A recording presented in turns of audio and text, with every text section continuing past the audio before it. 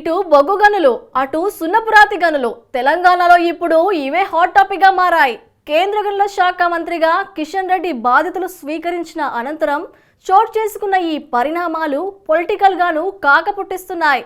అధికార విపక్షాల మధ్య మాటల తూటాలు పేలేలా చేస్తున్నాయి.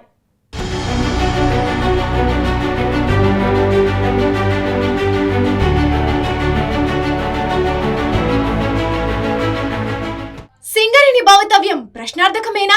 బొగ్గు గనులు ప్రైవేట్ పరమవుతున్న వేళ ఇప్పుడు అందరిలోనూ ఇవే ప్రశ్నలు. ఇదే పరిస్థితి కొనసాగితే రాబోయే రోజుల్లో సింగరేణి ఉనికి ఉండదని వాపోతున్నారు కార్మికులు. అటు సున్నపు రాయి గనుల విషయంలోనూ అదే సీన్. దీంతో తెలంగాణలో పొలిటికల్ హీట్ ఒక్కసారిగా పెరిగిపోయింది.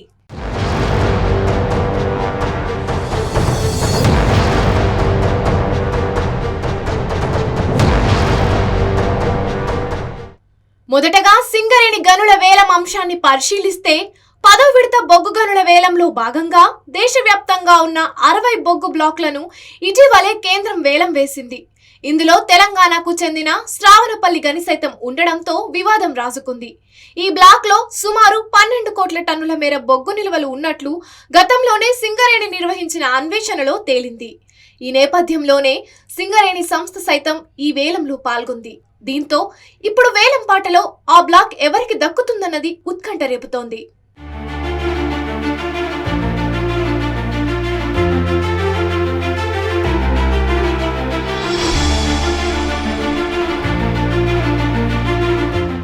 అయితే ఈ గనుల వేలమే తెలంగాణలో రాజకీయంగా మాటల యుద్ధానికి దారితీసింది. సింగరేణికి కొత్తగా గనులు కేటాయించాలని కేంద్ర మంత్రి కిషన్ రెడ్డికి విజ్ఞప్తి చేశారు డిప్యూటీ సీఎం మల్లు భట్టి విక్రమార్క. లేదంటే భవిష్యత్తులో సింగరేణి మూతపడే పరిస్థితి వస్తుందని చెప్పుకొచ్చారు. ఈ విషయంలో కేంద్ర సహకారం కావాలని విజ్ఞప్తి చేశారు మల్లు భట్టి. అదే సమయంలో గతంలో బీఆర్ఎస్ ప్రభుత్వం అధికారంలో ఉన్నప్పుడే 2 గనులను వేలం వేసిన విషయాన్ని గుర్తు చేస్తున్నారు కాంగ్రెస్ నేతలు. సంస్థ మన తెలంగాణ రాష్ట్రానికి ఆయు పట్టు లాంటిది. సింగరేణి మన తెలంగాణ రాష్ట్ర కొంగు బంగారం. సింగరేణి అంటేనే ఉద్యోగాల గని అని కూడా పేరు ఉంది. గతం కంటే ఇప్పుడు సింగరేణి సంస్థ మరింత ఎక్కువ బొగ్గును తీసి రాష్ట్ర అభివృద్ధికి అలాగే దేశ బొగ్గు స్వయం సమృద్ధికి కూడా పాటుపడాల్సిన అవసరం ఎంతైనా ఉందని మేమంతా నమ్ముతా ఉన్నాం. ఇది సాధ్యం కావాలంటే 135 సంవత్సరాల అపారమైన అనుభవం, ప్రతిభా పాఠవాలు ఉన్న సింగరేణి సంస్థకి కొత్త గనులు కేటాయించవలసిన అవసరం మన ప్రభుత్వాలపైన చాలా బాధ్యతగా ఉందని నమ్ముతా ఉన్నాం. గత ప్రభుత్వం అనాలోచితంగా సింగరేణి సంస్థను ఈ వేలం పాటలో పాల్గొనకుండా చేసింది. ఫలితంగా వీటిలో సత్తుపల్లి బ్లాక్ 3ని అవంతిక ప్రైవేట్ లిమిటెడ్ వారు, కోయగూడెం బ్లాక్ 3ని ఆరో మైనింగ్ ప్రైవేట్ లిమిటెడ్ వారు పొందారు.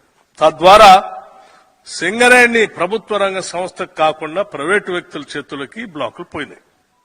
బొగ్గు బ్లాక్లను ప్రభుత్వ రంగ సంస్థలకు ఇవ్వకుండా సింగరేణిని ప్రైవేటీకరణ చేయాలన్నదే బీజేపీ లక్ష్యమని ఆరోపిస్తోంది గులాబీ పార్టీ. ఈ విషయంలో కమలం పార్టీతో కాంగ్రెస్ కూడా కుమ్మక్కైందని ఆరోపిస్తున్నారు బీఆర్ఎస్ నేతలు. అయితే ఎట్టి పరిస్థితుల్లోనూ శ్రావణపల్లి బొగ్గు బ్లాకులను వేలంలో ఎవరికి కేటాయించకుండా సింగరేణికే ఇవ్వాలని డిమాండ్ చేశారు బీఆర్ఎస్ వర్కింగ్ ప్రెసిడెంట్ కేటీఆర్.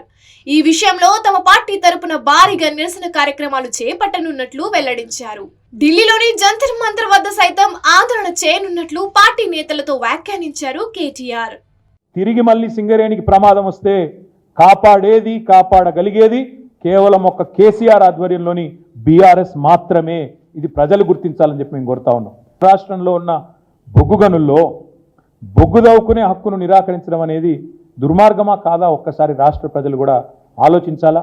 ఈ 2 జాతీయ పార్టీల డొల్ల వైఖరిని కూడా అర్థం చేసుకోవాలని చెప్పి కూడా నేను కోరుతూ, మరి సింగరేణిని నిర్వీర్యం చేసి బొగ్గు గనులను కార్పొరేట్ గద్దలకు కట్టబెట్టే ఈ ప్రయత్నాలను మేము తీవ్రంగా నిరసిస్తూ 2 జాతీయ పార్టీల వైఖరిని కూడా తీవ్రంగా తప్పుపడుతూ ఈ నిర్ణయాన్ని ఉపసంహరించుకోవాలని చెప్తా ఉన్నాం. తప్పకుండా 4.5 ఏళ్ల తర్వాత మళ్ళీ మా గవర్నమెంటే వస్తుంది. మరి ఈరోజు ఎవరైనా తొందరపడి ప్రైవేటు వాళ్ళు వచ్చి ఆ బొగ్గు గనుల వేలాల్లో పాల్గొంటే వాళ్ళకి నేను ఇప్పుడే చెప్తా ఉన్నా, మమ్మల్ని తర్వాత తప్పు పట్టకండి. ఈ నిర్ణయాన్ని 100% అడ్డుకట్ట వేస్తాము. మేము ప్రధాన ప్రతిపక్షంగా తెలంగాణ ప్రజల పక్షాన, సింగరేణి కార్మికుల పక్షాన, సింగరేణి ప్రయోజనాల దృష్ట్యా మేము ఈ నిర్ణయాన్ని వ్యతిరేకిస్తున్నాం. 137 సంవత్సరాల సుదీర్ఘ చరిత్ర సింగరేణి సొంతం.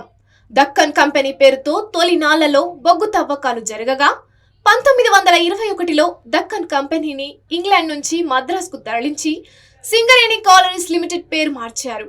అప్పటి నుంచి మెల్లగా దీని విస్తరణ ప్రారంభమైంది. ఇప్పుడు ఉమ్మడి ఆదిలాబాద్, వరంగల్, కరీంనగర్, ఖమ్మం జిల్లాలో విస్తరించి ఉంది.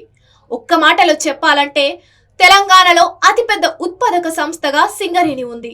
ఇది మూతపడే పరిస్థితి వస్తే రాష్ట్ర ఆర్థిక పరిస్థితిపై ప్రభావం చూపడంతో పాటు ఉపాధి పైన ఎఫెక్ట్ చూపిస్తోంది. దీంతో వివిధ వర్గాల్లో ఆందోళన వ్యక్తమవుతోంది.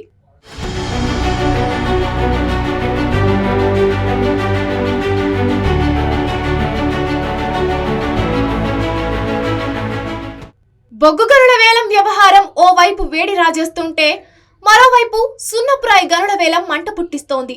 తెలంగాణలోని సున్నపురాయి గనుల వేలానికి డెడ్ లైన్ తో కూడిన లేఖ రాస్తూ కేంద్రం ఇటీవలే ఆదేశాలు జారీ చేయడం మరింత హీట్ ని పెంచింది. రాష్ట్రంలోని 11 గనులను వేలం వేయడానికి మోదీ సర్కార్ నోటిఫై చేసింది. అందులో 6ని ఈ నెల 30లోగా పూర్తి చేయాలని, లేదంటే తామే రంగంలోకి దిగుతామని హెచ్చరిస్తూ లేఖ రాసింది. అయితే ఈ ఖనిజాలను ప్రైవేట్ పరం కాకుండా అడ్డుకోవాలన్న యోచనలో ఉంది రాష్ట్ర ప్రభుత్వం.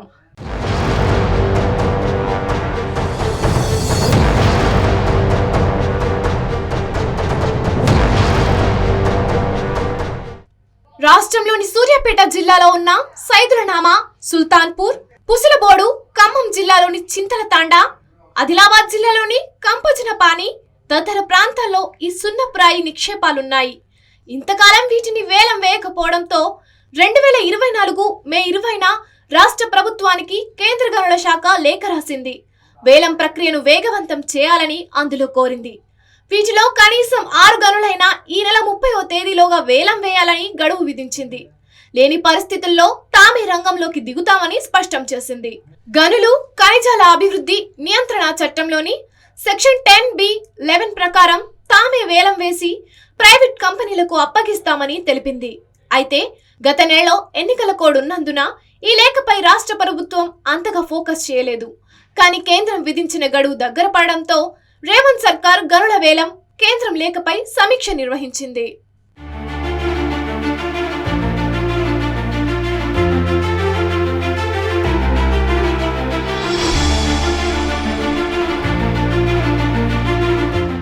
మరోవైపు రాష్ట్రంలోని 3 సున్నపురాయి గనులను వేలం వేయాలని 2018లోనే అప్పటి రాష్ట్ర ప్రభుత్వం నిర్ణయం తీసుకుంది.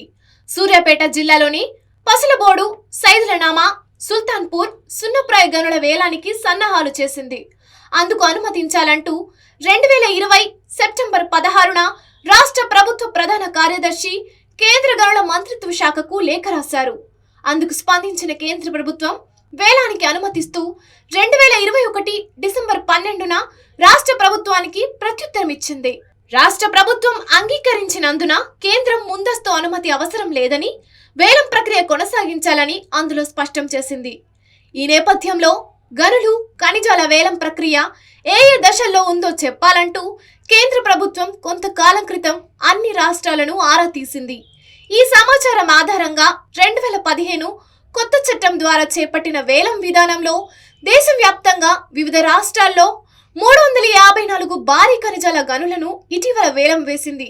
ఈ క్రమంలోనే సున్నపురాయి గనుల వేలంపై కూడా ఫోకస్ పెట్టిన కేంద్రం ఈ నెలాఖరులోగా వేలం ప్రక్రియ పూర్తి చేయాలని ఆదేశించింది.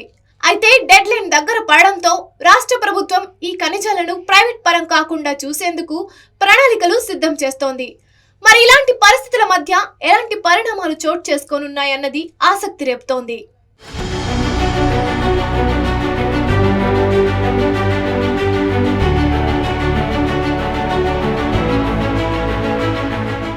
మొత్తంగా చూస్తే ఇటు బొగ్గు గనుల వ్యవహారం, అటు సున్నపురాయి అంశం రాష్ట్ర రాజకీయాల్లో హీట్ ను అమాంతం పెంచేసి అన్న వాదన వినిపిస్తోంది.